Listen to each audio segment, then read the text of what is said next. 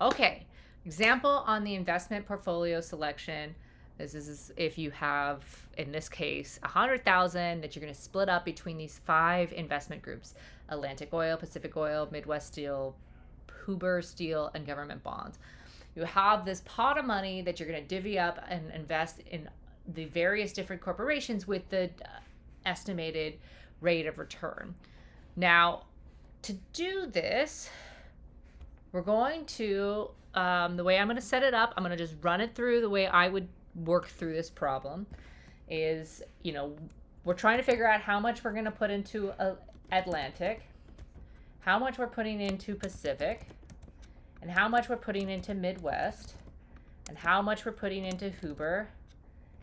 No, not Huber, and not Hooter. What is that? Huber. And then government bonds. Okay. So we're going to go walk through the constraints one by one, and I'm just going to set up my little equations. So 5 investments opportunities with the given projected. The first one is we have 100,000. We want to use our total funds, which is, we'll just call this total funds. We want it equally spread out throughout the entire set, but our cap, our constraint,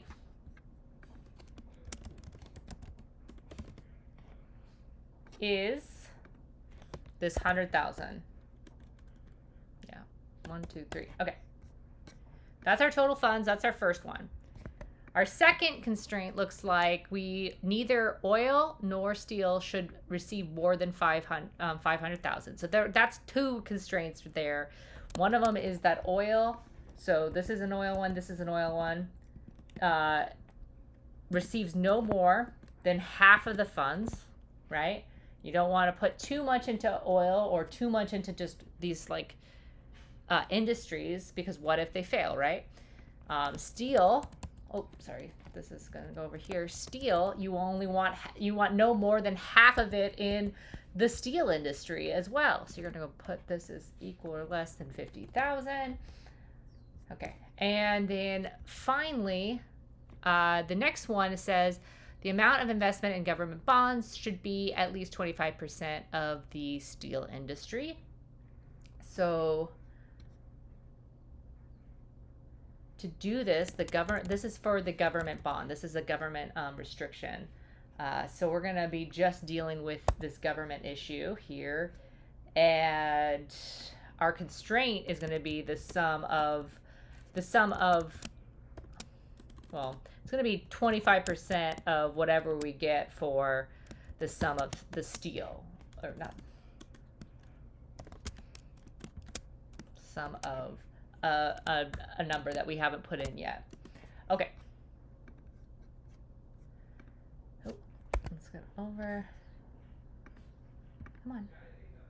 And Pacific is the same one. So Pacific, we want it to be roughly based off of how much we put in the total industry. So 60% of what we put in the total oil industry, we want 60 of it in Pacific, and we want the rest for 40% in the Atlantic one. Now, those are going to vary with whatever the optimal solution is. So let's kind of come back to that in a second and set up our other aspects. The main thing that we're trying to maximize investment profits, right?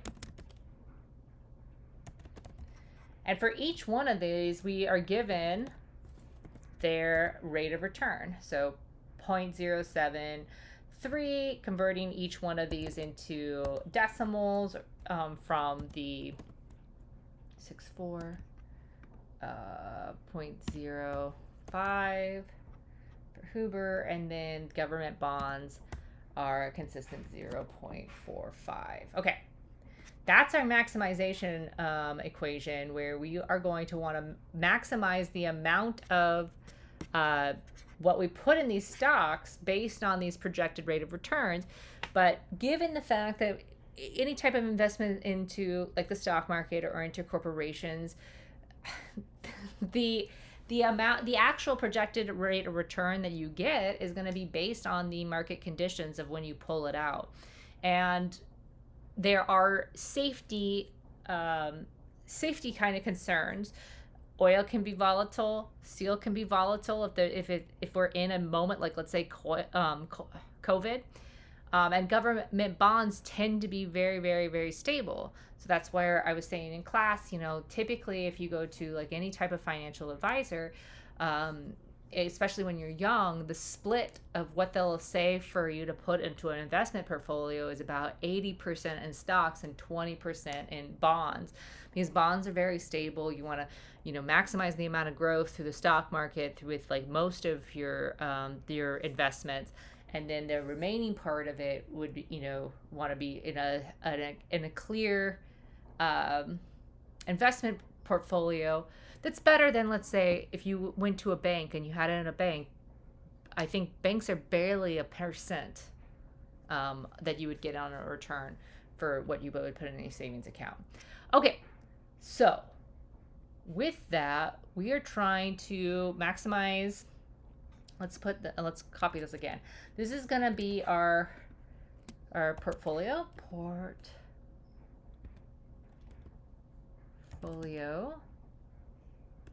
mix.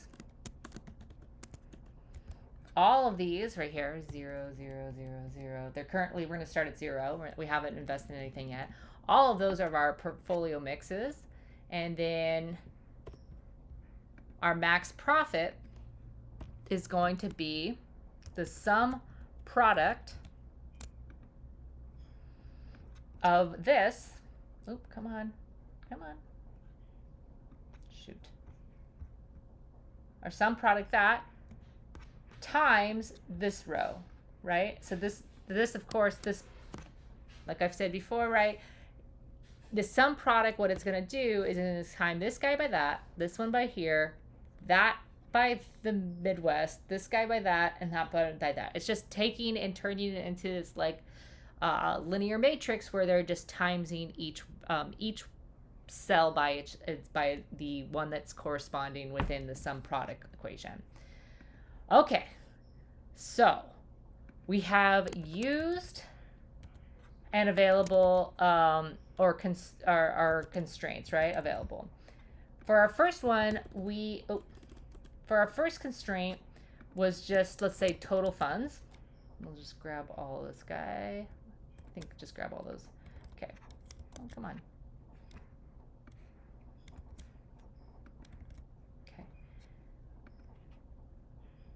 Our total funds here is what we wrote in this constraint box. So H3, that's our constraint. And what we are going to be trying to calculate is the product of this row times the actual optimization variables that are going to change, and see what's the most optimal split between all of these various different portfolio mixes. For oil, those ones were going to be constrained by 500,000, right? Yep. So 500,000, and this bottom one is also 500,000, and the sum of that we could just write in as the sum of product, because we're taking this row times the mix of the varying variables in that portfolio mix, and seeing which one's optimal that stays below 50,000 for each one of these. So our new sum product for steel is going to be just using this row here where we have ones underneath the steel portfolio mix, and then times it by this varying cells of portfolio mixes, which is also going to give a 0. The government one, now this one's a little bit tricky because it said over here that we wanted 25%, so putting 25% in decimal form, 0.25, times the sum of what we have in our portfolio mix that we're testing out, which was 25% of the steel, right? So these two guys, whatever we have here, whatever we have in those two cells that are Midwest and Huber, government needs to be at least 25% of whatever goes in that cell. So for right now, it's 0 because there's only 0 in there. And that the same goes for, if we put 0.60 times the sum of this portfolio mix. Oh, oopsie. The sum of this portfolio mix, that's the Atlantic and Pacific. We want the sum of those variables, and we want 60% of that to be our our constraint for that Pacific variable column here. So when we type these sum of products in, when we first, so now we're looking at the government bond one. We put this row here that should have basically, this one variable times this portfolio mix that we're going to vary the variables for. And we're also going to do it for this row where we have 1 is for Pacific. Oh, I need to write sum of product too. Product in there times our portfolio mix that we're going to optimize. All of these should be 0. But now we've set it up where we include this available funds is 100,000. For oil, we have 50,000 that we could split in between oil and steel, those constraints, right? And then we have governmental constraint, which is 0 now because we're summing up off of the portfolio mix that is going to vary across when we do the summation of our solver. Okay. So let me move this solver over.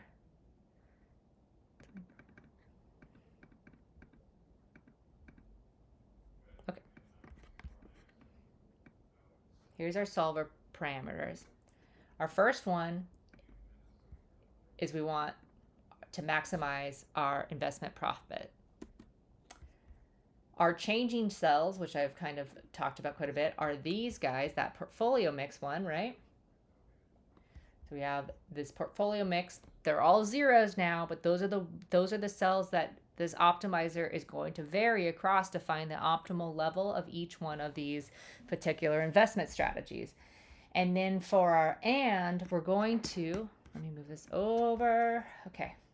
For our first cell, we have 0, but we know it has to be equal to 1,000. So our subject constraint is that this row has to equal 1,000. So we're spending all of the money. We then have this other row right here, oil and steel, and we know that we don't want any of our investments in more than oil or more than steel. So we're having these like kind of equal part constraint. So we know that the amount that goes into oil has to be, should receive no more than the 5,000, which is right here. And so we should be able to do it for both of these rows because they are both the same. So we're saying no more than 50,000 in this Atlantic oil and no more than 50,000 in the steel. And that's just by these two columns here. No more than this 50,000. Okay, set the yes. Let me move this over. We've gotten it equals to 1,000. It has to be less than 50,000 in the oil and steel group. And now we're going to do this government. And the government says that the amount invested in governmental bonds should be at least 25. And that's pretty common. You'll hear that, like I said, in class. Like I said, if you go to a financial advisor, they're going to recommend 20% of your funds, especially at a young age, into bonds and 80% into the stocks or into stocks. Because stocks are a little bit more risky and they are more volatile for depending on when you end up starting to take out retirement. So in this cell right here, you're going to say you need this guy to be greater or equal to your constraint that you produced here, where it was 25% of the total sum of what you invest in the steel industry. And now for one more, just one last constraint. And that was the constraint of the Pacific Oil Company here, which we had.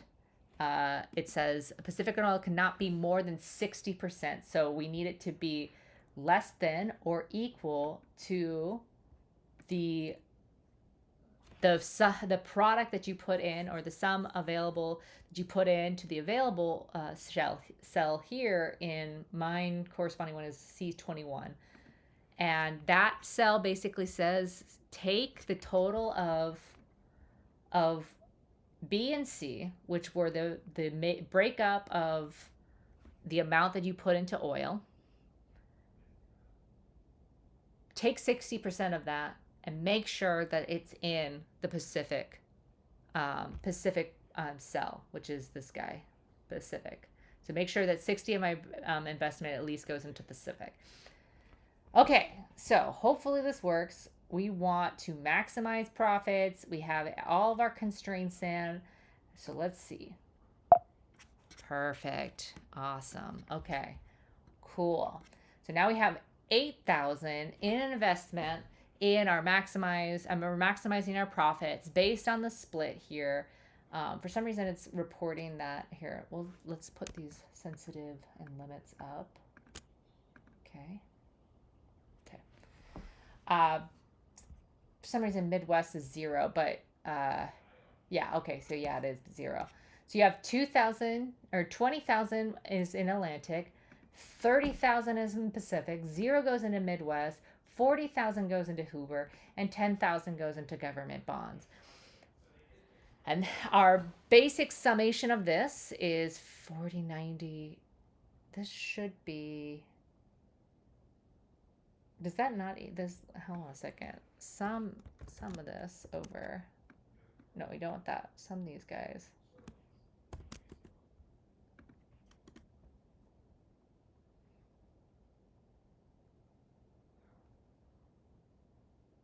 Oh yeah, no, okay. This is it. This sums up to 100,000. So we have 20,000 here, 30,000 here. You have 50,000 in oil. That makes sense for what we have as our available distribution of how much we want to put in oil. So 50,000 goes into the oil side. Midwest, we have 40,000 in the steel industry, with 10% or with 10,000 in governmental bonds, which ends up being just basically the if you summate let's see, here we go. If you go, let's say 40,000 times 25%, that should yield us 10,000. So that's exactly what we had as our constraint here, where we summed those two guys and times it by 25% to get how much we were going to absolutely invest in the governmental bonds. And the same goes for our summation here, where if we look at, let's say, the total 30,000 of our, it's going to be 50,000. Oh, sorry, 30,000 divided by 50,000 is 60%. So 60% is in our Pacific, and the remaining, the 40% is in our Atlantic. And that optimization basically just did that entire whole thing. It's kind of one of these, like, these linear optimization problems are real step by step building, and they can get as complex as you want. I think this is one of the more complex ones that we will be performing, but as you have more and more constraints come in, more things you want to consider, uh, these this ends up being a really pretty cool way to think about how you might want to in invest in various different portfolio mixes. I didn't do this for mine, but it's still kind of an interesting way, especially when you think of the answers within the sensitivity. These shadow prices then really kind of reflect how much, with each unit that you buy, either in oil or in steel, how much more you'd make. So, like, not that much in steel, it's actually zero. If you look at the margins on either side for quite a bit of either side of your optimal solution, whereas governmental bonds yield you a lot less, but they're more stable. There is some, a 3 cent increase if you bought more Pacific oil, but that, of course, is not the optimal amount that was found by the linear optimization problem. But these can get really, like, technical to help just generally observe what we think how the world might act in the future. Hopefully, this one was helpful. I will work on also doing another example. I can't remember which one the class asked me to do. I'll have to think on that. Okay.